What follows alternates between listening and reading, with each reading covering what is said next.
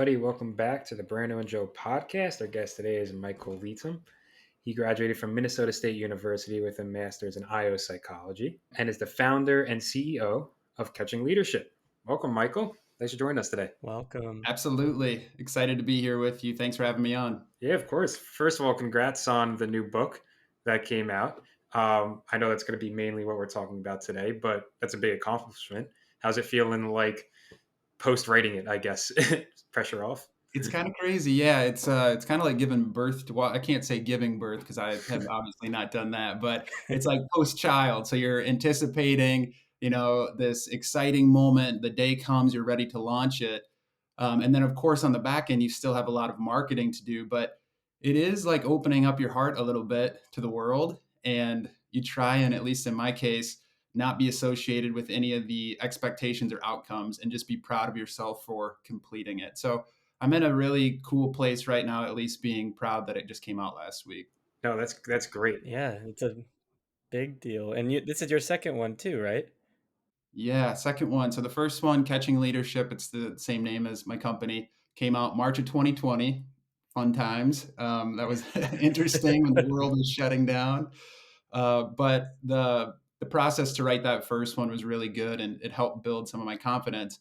But writing a book is a daunting task, and you have to really be motivated to do it, to complete it. So I wanted to wait a few years and not just rush to write my next one. And this last year, some things happened, which we'll get into here in a little bit, that kind of prompted me to write it. It took about 8 months to write this one. It's much shorter, but I'm equally as proud of it because of the journey it led me on. Do you have any like preparation that goes into it? Because two books in so far, like it's very cool to see. Like you don't see everyone just writing a book every day. But like, how do you learn to even begin that process? Great question. And as a kid, quite frankly, I never thought I was going to be a writer. Like in elementary school or junior high, I didn't even read a ton of books. I mean, I was always a really good student and did well on exams, but I was much more of like the social person and the extracurricular activities and getting involved that way. So for me, really, there's a couple things that got me into it. One was something a former leader of mine had said, and I've always tried to be like a sponge. It seems like you both are like this too, even with this podcast, just trying to pick up nuggets of wisdom where you can. But he said, as he was starting up his company, the one regret he had is he wished he would have wrote a book earlier on in his career, because life started to happen and it's harder when your kids start getting involved in activity. So I took that little, piece of advice. And I was also at a point in my career where I loved the work that I was doing, but I wanted to do something in my own genuine, authentic way. And being a young professional at the time, I think I was 32, just about to turn 33 when Catching Leadership came out. I knew if I was going to be starting my own business, it would be much more successful to have a book to introduce myself and get a foot in the door. But also, it made me as a professional really have to fine tune and hone what is it I'm actually saying? What is my unique angle on leadership development? So that process is like I said earlier, it's really a self rewarding one, but it's also daunting in the sense that you're going to get imposter syndrome. You might think, are my professors going to like this? Are my parents going to like this? Are my family members, etc.? And you have to kind of cut through all that noise and just channel what's in your heart and let it come out on the page. Yeah, I've never written a book, and Joe hasn't written a book, but I could only imagine that that process could be almost like exhausting in the sense of how much like mental and physical and emotional resources you have to go through to really like put that out there to the world. Joe and I don't. The only somewhat equivalent of that is doing this podcast, and that's way less intensive than writing a book. But so Don't in your, what are you gonna say, Michael? I was gonna say, don't shortchange yourself. You're still putting yourself out there and you're doing something cool and creative as well. I mean, it's all relative, but it is taking a risk. It is taking a chance, and it's trying to learn and create content in a world where everyone can consume 24/7 on their phone. To try and create something original, I think is a really courageous act. So kudos to you guys, and don't belittle it. Thank you. We appreciate that, and definitely kudos to you as well. But now talking about your book, and we'll start with the first one just for like a quick question on that process and kind of what led you to writing the second one. When you started with the first and you were really like in the weeds getting the work done, was there like a theme in your mind that was kind of driving this as you were coming from like a professional and working and your experience at KPMG and things like that to really drive the narrative of what you were writing this book about? Or like where did you kind of pick up on the topics from? Yeah, so it's kind of that old adage of like you have to write what you love about, and especially with leadership development, it's a very saturated market. I mean, on LinkedIn, every single day, there's probably what 100 leadership books that get posted throughout the world. I mean, it's crazy, right? And people pour their heart and souls into it. So you want to find something that is uniquely different and also authentic to yourself. And for me, that first one, it was all about how do I take principles of leadership and psychology and marry it to a passion of mine, which was fishing and being in the outdoors. And to do so, I almost came up with like my own competency model. I have 34 sub constructs of different leadership things that you would read about in a textbook. Um, but I made it in a catchy way. So I created the catch and release model. If you fish, you know about catch and release, but I make it much more introspective, I guess, about how it's like more than just letting a fish go back into the water. It's about prioritizing your mental health and letting go of some of the things maybe you need to show up, mind, body, and soul as a leader the best that you can. So yeah, the catch and release model was really much more, I would say, scientific than this later book with Keep Your Head in the Wind, which is much more of an inspirational piece, which it's kind of like the yin and the yang. I didn't want to write the same book 2.0. I really wanted to come at it from a different angle. So yeah, I guess the short answer is just write about something you love because it's the only way that you're actually going to complete it, or else you'll start it, you'll get halfway through and be like, what am I doing? And you won't have the drive to complete it. I love that snippet, especially because you can hear it in your voice that you sound so passionate about this topic. So knowing reading these books that I'm going to get something that someone really cared about making, and talking about when you say talking about inspiration and inspiring the reader to do things with their life, are we kind of cornering this towards organizations and leadership in organizations, or is this more of like just a book for people's personal lives? Such a great question. I think the first one, Catching Leadership, was definitely created with the intent that this could be used in organizations. And that's really coming from the world, the consulting world at KPMG that I was coming from. So it naturally translated into that. But whenever you write a leadership book, there's so much of like the self help, the personal journey in there. And there's been so many people, from the first book who've come up and be like, I don't consider myself a leader. I'm not a leader in title, but I took a lot of great stuff from your book. So it was developed in the sense that it was going to help me from a consulting and coaching standpoint, kind of get my name out there and have a unique perspective. But it's also not limited to just like organizational development, right? It's truly, there's a little bit of something for everyone as long as you're motivated to read it and to grow yourself. Yeah, it's really interesting too because I mean, Joe and I on this podcast talk a lot about like a growth mindset and how people need to kind of have that while pursuing their careers and how students can kind of look at that, but it doesn't stop early in your career and it keeps going. And I think that's like an awesome like kind of subtopic that we could discuss at a later date. Now kind of transitioning to the second book, like Keep Your Head in the Wind. What was like the main inspiration that you kind of had for writing that book? Yeah. So this, just being fully transparent, and I write about it in the book too. I'm very forthcoming and kind of where I was mentally, emotionally, physically last year. And 2023 was a very challenging year for me in my life, both personally and professionally. And I think a lot of consultants, I know firsthand that a lot of consultants lost their jobs or were laid off. And also, I know from those who kept their jobs that their companies went through a lot. So imagine being a small fish and trying to navigate those troubled waters, right? So that was going on. And then also, I was kind of feeling like this 3 or 4 year itch from Catching Leadership, being like, okay, this did what you wanted it to do. And you have this business now, you have this unique perspective, but what's next? Do you have another book in you? But staying true to what I just told you all, I know that I can't just make one up out of thin air, at least a good one up out of thin air. Like you got to find that like creative spark. right? So anyway, I was kind of finding myself navigating some difficulties in my life. And I was at a graduation party in Eastern Iowa, where I grew up. And a high school classmate of mine was there too. His name is Tim. And I read about this in the intro. And we were just talking about our lives and being open and vulnerable with each other, sharing some of the hardships we were dealing with. And he said, you know, Mike, that's why I always say when you're ruminating about negative thoughts and in that downward spiral, you have to remember to keep your head in the wind. And it just struck me. And I was like, that's it. I, for a long time, had been practicing mindfulness myself and teaching about how to be a mindful leader, but I didn't necessarily have the phrase or something that made that much sense to me.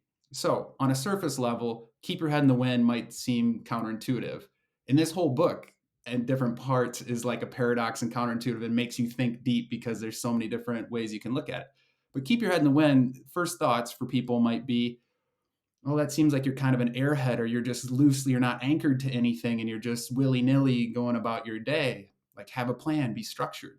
But if you think about it in a different light, when you look at the wind, when you're outside blowing through the trees, it makes you have to be mindful of what it is. It also comes and goes, just like so many things in our lives, good times, bad times. So it's always changing, but it's always there. And also, even when it's not there and it's in complete stillness, you have the power to create the wind through your lungs, through your breathing, through a mindfulness technique, right? So it just hit me on a lot of different levels when he said it. And I was like, okay, I got the title. Now, how do I put the guts inside of the book and bring it to life? So that's how it kind of at least got started in June of 2023 is when I really started. It's a great message, and I can know personally sometimes I could find myself so centered on one thing, and I guess the opposite of keeping my head in the wind, and just um, kind of laser focused, but in a bad way. And my head is down, and like you can't really think of anything else just because the structure is not there. Am I interpreting it right where you are still focused, but you are aware almost of your surroundings? Is that the message, or am I did I mess that up a little bit? No, you're part of your surroundings. It is full awareness. It's appreciation, and there's a lot of undertones of nature in this book too, because I think that nature is like the greatest teacher of all time. If you're willing to pause, get out of your own head, especially in the world that we live in, where we can be distracted and we can get a text message going off on our phone at any moment, and let's face it, like people's attention spans seems to be getting shorter, and so how can you use the tools that are already there? And I should say this too. So the title is Keep Your Head in the Wind. The tagline is 8 Timeless Lessons for Mindful Leaders. I wanted to dig backwards in time almost to look at what are the things that haven't changed about the human experience. How do we leverage those like ancient pieces of wisdom and apply them now in a world that seems to be discombobulated all over the place, and we're on these 24-hour news cycles and we're in fight or flight all the time and everything's important breaking news all the time. So I don't know if I answered your question directly, but it is No, about it's great. focus. Yeah, so mindfulness, even the definition of mindfulness, people sometimes think mindfulness is like someone who's sitting there doing yoga or meditating or going into a temple and doing something that they're like, I would never do. Mindfulness is just, it boils down to noticing new things. That's it. And if you notice new things about your day, your work day, your school day, outside, your relationships, maybe if you look into your partner's eyes, you're being mindful and you're being in the present moment. If you're not noticing new things about your life each and every day, just like the seasons outside, like no 2 days of weather are ever the same, right? The trees are never exactly the same. The grass, and when I go fishing, it is never exactly the same day twice. But you have to be dialed in to focus on your surroundings, but also be part of your surroundings, if that makes sense. I love all of these metaphors, and I can just like exponentially see them increasing as we like go into the topics of the book a little bit more. One of the ones that you hit, I kind of want to talk about a little more in depth. As you kind of said, the world's always changing, and one of the topics in your book is talking about that change. So could you kind of go into depth a little bit more on what really you kind of hone in on when looking at the change? I know you said like the nature side and the mindfulness side, but from a leadership perspective, like how can leaders like look at change and navigate it when it's happening so frequently now? So this is probably going to be an answer that you wouldn't expect, but what I would say is there's a concept in ancient Chinese philosophy. It's called Wu Wei, and Wu Wei means non-action. But if you read about it a little bit more, it doesn't just mean like you're sitting on the couch. Non-action means not having preferences in your thoughts and actions, or doing things that feel effortless, like in a natural flow or the natural harmony in your life. But the non-preferential thoughts, that's the biggest thing. Change is going to happen. It's inevitable. Can you allow the change and accept it without trying to fight it and waste all of these cognitive and emotional resources fighting these unnecessary battles versus just saying, okay, this hit my inbox today. I wasn't expecting it, but I got this. And each day is perfect in and of itself. But when we put expectations that, like, it has to be this way, or the change has to look this way, or now we run into some of these problems where we're starting to spin out as a leader. So I don't want that to feel like a cop out answer, but it's really about not having preferences in your life and being able to just have greater acceptance and know that change is always happening in your life, in your body, outside. So go with it each day, trying not to have a preference about it. No, it's a great response. It honestly made me think. I don't know if you guys have ever seen the movie, but that's a weird match that I made. It was called The Last Samurai. Tom Cruise plays, I think it was like a soldier, and he gets sent, and he gets kind of like captured, and he learns the way of the samurai, and it was like all this change happens, and he kind of goes with it. Probably paraphrasing too much, but it made me think of that story, and I love the way you described it because we kind of touched upon it in a previous question. But the anxiety that people feel these days and the world is changing all around them. Uh, Sometimes the easy way or the best way is to kind of go with that change and let it flow through you because I feel like we see a lot of people these days that are just hampered by so many new things coming at them at once. They don't know how to deal with it. And that's where that anxiety comes in because it's just like, how do I deal with this? How do I deal with that? How do I do this? But as you said, if you let that change go through them and you go with the flow and be like, all right, I can do this. I can accept this. This is new. And now we have to do it this way. Uh, it kind of takes that burden off a little bit. Do you have a different way of kind of describing or dealing with anxiety, or is it kind of go with that sort of change mindset? Oh man, That yeah. was a lot. Sorry. Oh, no. Well, first off, you're right on point with all of your thoughts. Anxiety is such a huge topic. I mean, you can tackle that from a clinical perspective, which I'm not qualified to do. So I'll just say that first and foremost. But I experience anxiety at times throughout my day. I think it's pretty common for people, especially if you're trying to do a lot and there's a lot of pressure and you're dealing with a lot of stress. But I always find myself really coming back to my nervous system and knowing myself in trying to maximize the activities that lower the stress levels or the anxieties and not adding to them, right? If I'm starting to spin out and feeling really anxious, it's time for me to maybe go meditate or go stretch or go work out but you have to have the self-awareness and not I don't think not everyone does. They're just 110% all the time, right? And so they just allow it to spin out of control until it turns into burnout. So that's like a whole different episode about like anxiety, but I will come back to something else you were saying, and this will kind of get into a little bit more of like what is the meat of the book. So after I had the title, I had been studying the Tao Te Ching, which is an ancient text. It's about 2,500 years ago or so in ancient China.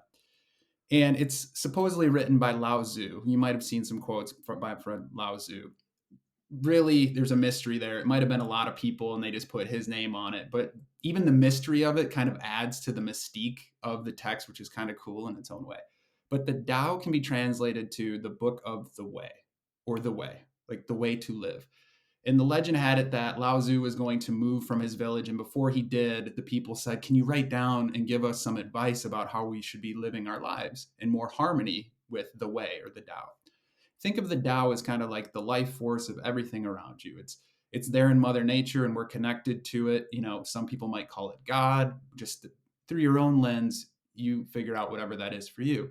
But really, the essence of it is how can you eliminate the distractors, find the harmony and flow with the way by knowing yourself, not chasing maybe money or fame or titles, extrinsic motivators, right? Going intrinsic, which is something we study about in IO all the time. How can you be in tune with the seasons of your life, just like the seasons of nature? How can you not have preferences for the peaks and valleys and know that you need the peaks and the valleys because that's how you tell the whole story of your life? And that's what makes it beautiful, right? So what I did was I went through, there's only 81 verses in the Tao Te Ching. It's a very short book. And I said, all right, I got to limit myself to just 7 of them. And that was actually really hard because there's a ton of really good advice. This book, Keep Your Head in the Wind, is only 86 pages. And I'll tell you what, writing a short book, I think may be harder than writing a long book. Piece of advice I got from my professor, Dan Sakow at Minnesota State. I have a great relationship with him. He was one of the reviewers of my first book. And he gave me some feedback, and it was kind of hard to swallow at the time, but he was absolutely right. He said, "Michael, I think you need to clear your throat a little bit, like on the intro and like just in the book, like consolidate, be concise, less is more," right? So this time I was like, all right, I'm going to take that advice and I'm just going to like get to the point, and I'm going to give people, especially like I said, today's day and age with attention spans, like just get to it, right? So I took these 7. It ended up being 8 because it's the 8 timeless lessons. I had to add one more. So there's 8 of my favorite verses from the Tao Te Ching. And then I basically will write just like a page or two and unpack that verse and what a mindful leader can do. And then I give 3 practices that you can try throughout your day. One might be a journaling, one might be like a mindful activity, and another is just like a reflection to just think about. So you can consume this book in one sitting. It might only take you 30 minutes to read, 20 or 30 minutes to read. You could read one verse and lesson a day for a week, a little over a week. You can consume it in your own way, but it is very deep and it requires you to pause to really go inward to get the best outward. I loved that description. And one thing I'm thinking first is we're kind of hitting at where Joe started in clinical, and you could see his mind working in that way. And Michael, I'm not sure where your IO path started, but a lot of us started in clinical, and I could totally see that kind of creeping in here with the mindfulness talk and like making sure people are always feeling their best. One thing that comes to my mind is I would love to hear Michael and Jared talk about flow theory. Mm, Joe, that was like our first episode we ever did on this podcast. Yeah, But it great seems like conversation. it plays a big part in kind of what you're talking about and how people can kind of work in the working world. And in the mindfulness side, like for leaders specifically, I feel like you did such a good job, like when you say like trying to hit a point and go and try and like condense, which does seem harder than writing a longer book. But leadership, like their time is very, very sparing. Like you have to make sure that you can give them something that they can digest in the amount of time that they also are like working full time. So to really appeal to them, like I feel like you're kind of doing that in this like abbreviated 80 so page book. One question that I kind of have for you based off of kind of the descriptions that you were talking about and just the overall like mindfulness side, and this is like more of just like kind of you as an individual, do you see that like what you wrote has been practiced, like you practice it on your own and and you kind of like seen the benefit for it, or like have you kind of learned from others, like what's been kind of your experience with the practice of what you wrote about? beautiful question. Pause it for 1 second because I need to go back to the flow comment you made, and I'm going to come right back practicing what I preach. I promise I'll remember it. So, wouldn't you know, lesson number 3 in the 8 timeless lessons for mindful leaders is live in flow. And I talk about 2 types of flow because sometimes I notice, like in psychology, flow theory, Csikszentmihalyi is the grandfather of, positive psychology and, being in the zone, that type of flow, which is awesome. And as a leader, you should try it yourself. get into flow as much as you can and get your people into flow as much as you can. But also, I write in here about like a philosophical type of flow, which is going with the flow or accepting the events in your life. And it's like taking a canoe or a boat downriver. And are you going to waste time trying to paddle upstream when the current of your life is taking you downstream? Or are you going to start to work in unison with the flow of your life and knowing who you are? And when boulders come, you can navigate them because you kind of see them around the corner. You're going to work with the current. If you see boulders coming and you try and say, oh, no, not today, I'm going to go upstream, it's still coming anyway. And now you're just going to get to it and be even more tired, right? So I do talk about flow philosophically and psychologically in lesson 3. So back to practicing what I preach. I wrote this book for me. And that might seem selfish on the front end or on the surface, but I was at a point in my life that I needed flow. So let me give you a little bit of the backstory here. I told you 2023 was kind of a tough time. My business started to experience like just this drought. I had a bunch of client work lined up beginning of the year and stuff just started to fall through. So there was this gap of time where I was starting to see my cash flow going down. And I have salaried employees and part-time employees. And I was like, oh my gosh, I'm going to be in trouble if something doesn't come here in a little bit. Also in my personal life, and this is in the book too, my wife and I, we went through a miscarriage. We were expecting our second child, and it happened at about the same time. And then thirdly, she runs her own business too. And there was a contract that we were banking on for her business and for our family. And they were in the contracting phase, like the 11th hour, redlining, little nitpicks here and there. And they decided to just pull the plug, which was cash flow we were expecting. So I'm up against a rock and a hard place. She decides that it's best for her to focus on her health because we wanted to try and have another, child. And I said, I'll take this on. I got this. But instead of spinning my wheels and cold calling a bunch of people and feeling desperate, I honored that maybe this is the right time to live in flow and write this book. Maybe this is actually a gift instead of a hardship to practice what I'm preaching. So on the days that I would have been anxious and worried, I came down to my computer and I just started writing. And I just started thinking through some of these verses and trying to apply them to my own life. And even today, every single day that I get up, and this has been the case since I've started writing it, I think of at least one or two of these lessons. And I can tell you what the lessons are here too. And I try and apply them to my own life. So, yes, when you write a book, it makes you a better person. And you have to not tie yourself to the outcome of, I need to sell X amount of copies for it to be successful. That's just setting yourself up for failure. Because then it'll be, well, I need to sell a little bit more to be even more successful. And you'll start comparing yourself to other people. If you can tell yourself, write this book for yourself because it's going to help you through a hardship, now you've already won the game if you can finish the book.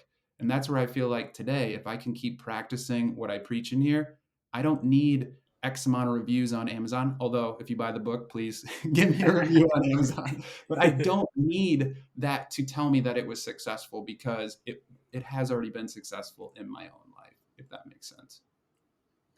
No, absolutely. And we first want to say that that must have been such a hard time for anybody to have to go through that sort of phase in their life. But what you did is you turned it, and whether uh, inadvertently or advertently, helped other people. I know you said you wrote the book for yourself, but regardless, it's going to help other people as well. Um, so that's just a thank you from our podcast, but I bet a thank you Oh yeah. from everybody else reading it, because it's almost like a life lesson that way. When you help other people, it makes you. I remember I heard one of that advice. Whenever I feel down about myself, I try to help someone else, and I always end up feeling better. And that what you did was such a great thing. So first of all, we hope that that book gets into the hands of everybody because from what we're hearing about it, it's been great. And I feel like you've already offered so much advice already. Maybe we'll have that part two down the road. But through your life lessons and through your books plural, and through your company Catching Leadership, is there one thing that stood out to you as like a piece of advice that you could just If you had only one thing to give to the people listening to this podcast, Oh man. it I could would be two. We'll give you two. oh Yeah. man, two will turn into six. I would say the most important thing that anyone can do is to be true to themselves. And there's been so many times where even, coming out of IO program, which I learned so much, gave me so many skills, or consulting at various companies I was at. Well, is this the way other people do it? That's not the way, my professors talk about it, or that's not the way the business world is. And there's certain times where, like, if something feels like a facade and it feels like you have to play a game, you're in the wrong game. And so figure yourself out and stay true to that uniqueness inside of you. And you will never regret that later on in life. If you chase things like money and status and fame and all of those things, and you know it, like, you will have money, you will have title, you will look back at this trophy case. But if you weren't true to yourself, you'll always have that regret in your heart. So I would say authenticity, but that takes time to learn who you are. It's not just a given to be like, I'm going to be true to myself. A lot of people are like, well, what does that even mean? Have you paused and actually asked the inner questions and done the inner work to know that? And then once you're ready, release it out in the world. Some people may not like it. It may not be their cup of tea. This book is not going to be everyone's cup of tea. That's okay. This is my authentic self and it's out in the world now. And I'm cool with that. That that's single-handedly like Joe and I have been doing this for a year, as I said. So to get new advice on this podcast, sometimes Joe and I get a little flabbergasted because that was awesome. Just to hear, Michael. Like I think when you speak about mindfulness, like that self-reflective piece is so important. And whether you're a leader or somebody who's trying to find your way in your career, like the ability to look back on oneself and see, okay, where are not only my strengths, where are my weaknesses, and like what will I need to do to be successful? What are the ways that I am successful? Are all such great questions that your response hits right on the nose. One thing that I just wanted to like pull out of that is like if you're speaking about this like idea of self-reflection, like for these people who are starting out their careers, like you, I guess this is more of a question for you, like a follow-up to your advice, because I loved it so much. Like for people who are starting out their careers and they're asking themselves these questions, do you have like an idea of maybe some of the questions they should ask that would really help them walk that line? I know kind of putting you on the spot here, but just some ideas. I just love that piece itself. Yeah, it's a great question. And I know that, like, when you first start your career, it sounds easy for me to say, like, well, do something you love and be true to yourself. But like, I got to get a job and I got student loans and I have these things. But that's okay. That can be part of your journey. But maybe you do that for a couple of years and you get some experience and you build your network. But if you know you have a spark in you to do something else, you're going to have to take the plunge at some point. And for me, it was when I turned 30. My wife said, "Hey, I think you're ready." I said, "No, I'm not. No, I'm not. I'm scared." Right. And she's like, "You're ready." And that's what prompted me to write Catching Leadership and go down that route. But to answer your question more directly, you need to ask yourself, when you participate in specific thoughts or specific actions, does it light up a piece of your soul? And are people getting the best out of you because of what you're doing? This doesn't mean that you're not going to have to do things you don't love. I don't love balancing my QuickBooks in my business. I don't like, filing the taxes and doing all of the things that I have to do because I love people. I love being able to present or facilitate workshops. After each of those sessions that I do pour myself out there, I feel like I emptied the tank and I feel like I made a difference. And that to me, yes, the money, you do need it. I felt the pinch this last year of like when things don't always line up. But if right now I was just doing consulting work to make money and I had a bunch in the account, but I felt like I was selling my soul, I don't think you'd get the best version of Michael. So it's certainly, how you do what you do. And does it reciprocate and fill you back up when you do it? 100%. It's we live in a new day and age where I feel like the more students we talk to and more of the younger generation we talk to, it's a different mindset. Like as we said, of course, money matters. We know that you got to pay bills, you got to eat. But I feel like the more people I talk to, it's that salary 100%. And if you only follow that and you kind of ignore everything else, you don't find really what you're good at, what you find your passions in. Because I honestly believe this. You can make money in any field really, and if you really find the passion what you're good at and you work your way to the top, then you could be successful in both your financial life and more importantly your personal life. And as you said, if you feel like if you sell your soul, you know, you're not going to be happy. Tying your identity to your salary is one of the biggest mistakes that you can make as a professional because it'll never be enough. Someone else will always make more to you than you. And it's so much more rewarding to, like I said, with this book, like I wrote this book for me. The intrinsic value of that, I don't know how you quantify it. If it helped you like in a dark area of your life, because you can't throw money necessarily at, anxiety or worry or whatever. But if you fight through the trenches and you did it and you come out on the other side, like, wow, now I know who I am. I know my self worth, my self identity. So don't, and I know, Joe, you weren't saying this, but it can be a trap that people are like, well, I can make six figures right out of grad school if I go take this job. Then that means, quote unquote, I made it, or I'm smart enough, or I'm a good enough consultant because I make this. That is such a bad trap to get into and so easy to do because it's using these extrinsic, motivators and rewards to tie value to who you are and the work you do. And I know it's a little bit of a paradox and I know that money's important and you need it to do things. I'm not anti money, but I am anti not doing the inner work to figure out what it is you actually want to do.